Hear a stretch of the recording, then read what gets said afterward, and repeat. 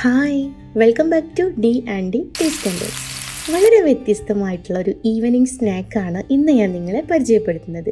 പൊരിച്ച ചിക്കനൊക്കെ ഉള്ളിൽ വെച്ച് റോൾ ചെയ്തെടുക്കുന്ന ഒരു പൊരിച്ച ചിക്കൻ റോൾ. തീർച്ചയായിട്ടും നിങ്ങൾ വീഡിയോ കാണാം, എല്ലാവർക്കും ഇഷ്ടമാകും.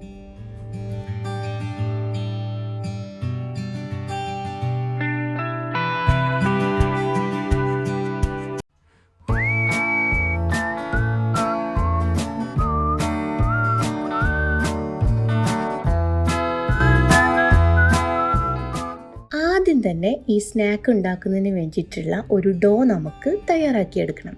അതിന് വേണ്ടിയിട്ട് ഞാൻ കുറച്ച് മൈദപ്പൊടി എടുത്തിട്ടുണ്ട്. ഇതിലേക്ക് കുറച്ച് കറുത്ത എള്ളും കുറച്ച് ഉപ്പും ആവശ്യത്തിന് വെള്ളവും ചേർത്തിട്ട് നന്നായിട്ട് അങ്ങ് കുഴച്ചെടുക്കുക. നല്ല സോഫ്റ്റായിട്ട് കുഴച്ചെടുത്തതിന് ശേഷം ഒരു 10 മിനിറ്റ് നമുക്കിതൊന്ന് മാറ്റി വെക്കണം. നിങ്ങൾ എങ്ങനെയാണോ നോർമലി മൈദയുടെ ഈ ഡോ ഉണ്ടാക്കുന്നത് അതുപോലെ അങ്ങ് ചെയ്തെടുത്താൽ മതി.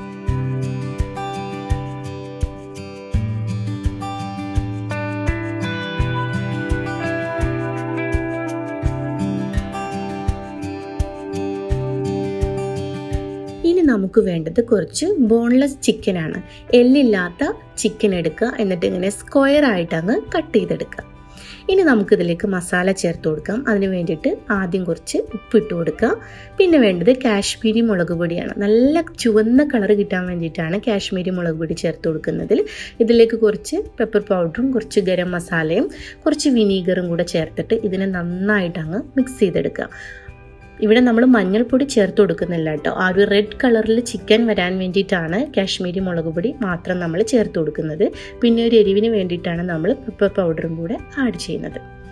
ഇനി ഇത് നന്നായിട്ട് മിക്സ് ചെയ്തിട്ട് ഒരു 10 മിനിറ്റ് ഇത് നമുക്കങ്ങ് അടച്ചു വയ്ക്കാം, ഈ മസാലയ്ക്ക് ഇതിലൊന്ന് പിടിക്കുന്നത് വരെ. അപ്പോൾ 10 മിനിറ്റിന് ശേഷം ഞാനിതാ ഒരു ഫ്രൈ പാൻ ചൂടാക്കി അതിലോട്ട് കുറച്ച് മാത്രം ഓയിൽ ഒഴിച്ച് കൊടുക്കുന്നുണ്ട്. ഇനി നമ്മൾ നേരത്തെ മസാല തേച്ച് വെച്ചിട്ടുള്ള ആ ചിക്കൻ പീസസ് ഇതിലേക്ക് ഇട്ടിട്ട് അങ്ങ് തിരിച്ചു മറിച്ചു ഇട്ട് കൊടുത്തിട്ട് വേവിച്ചെടുക്കുക. ഒത്തിരി എണ്ണ ഒഴിച്ചതിൽ മുക്കി പൊരിക്കേണ്ട ആവശ്യമില്ല. ഇതുപോലെ കുറച്ച് എണ്ണയിൽ മാത്രം ഒന്ന് ഷാലോ ഫ്രൈ ചെയ്തെടുക്കുക.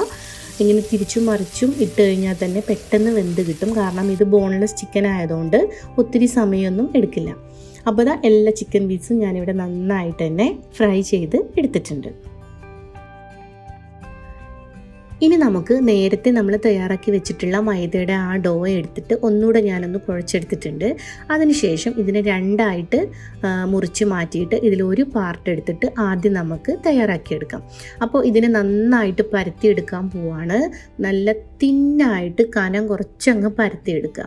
കനം കൂട്ടി പരത്തിയിട്ട് നമ്മൾ കട്ട് ചെയ്ത് കഴിഞ്ഞാൽ അത് പെട്ടെന്ന് വെന്ത് കിട്ടില്ല. അപ്പോൾ ഉള്ളൊക്കെ വേവാതിരിക്കും. അതുകൊണ്ടാണ് നന്നായിട്ട് കനം കുറച്ച് തന്നെ പരത്തിയെടുക്കാൻ വേണ്ടിയിട്ട് പറയുന്നത്.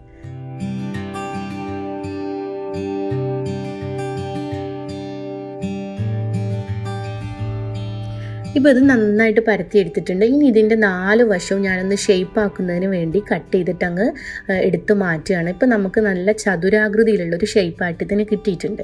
ഇനി ഇതിനെ 4 ഭാഗങ്ങളായിട്ട് നീളത്തിൽ ഞാൻ കട്ട് ചെയ്തെടുത്തിട്ട് ഓരോന്നിനകത്തും നമ്മൾ ഫ്രൈ ചെയ്തിട്ടുള്ള ചിക്കൻ പീസ് വെച്ച് കൊടുക്കുക. ഒന്നങ്ങ് റോൾ ചെയ്തെടുക്കുക. അറ്റം വരെ റോൾ ചെയ്തതിന് ശേഷം അതിൻ്റെ അറ്റം നന്നായിട്ട് വലിച്ച് നീട്ടി അവിടെ തന്നെ അങ്ങ് ഒട്ടിച്ചു കൊടുക്കുക. മൈദ ആയതുകൊണ്ട് തന്നെ ഒട്ടിപ്പിടിക്കാൻ ഒട്ടും പ്രയാസം ഉണ്ടാവില്ല. നിങ്ങൾക്ക് വേണമെന്നുണ്ടെങ്കിൽ വെള്ളമോ അല്ലെങ്കിൽ മൈദയുടെ പേസ്റ്റൊക്കെ ഉപയോഗിക്കാം, പക്ഷെ അതിൻ്റെ ഒന്നും ആവശ്യം വരുന്നില്ല. അപ്പോൾ എല്ലാ കട്ട് ചെയ്തെടുത്തിട്ടുള്ള എല്ലാ പീസിനകത്തും ഇതുപോലെ ചിക്കൻ വെച്ച് കൊടുത്തിട്ട് റോൾ ചെയ്തെടുക്കുകയാണ് ചെയ്യുന്നത്. അപ്പോൾ ബാക്കിയുള്ളതെല്ലാം ഞാൻ ഇതുപോലെ ചെയ്തെടുക്കുകയാണ്. ചെയ്യാൻ ഒരു ബുദ്ധിമുട്ടുമില്ല. വെറുതെ ഒന്ന് ചിക്കൻ വെച്ച് അങ്ങ് റോൾ ചെയ്ത് കൊടുത്താൽ മാത്രം മതി. അപ്പോൾ അത് ഒട്ടിക്കുമ്പോൾ നന്നായിട്ട് വലിച്ചു പിടിച്ച് പോരാത്ത രീതിയിൽ അങ്ങ് ഒട്ടിച്ചു കൊടുക്കുക.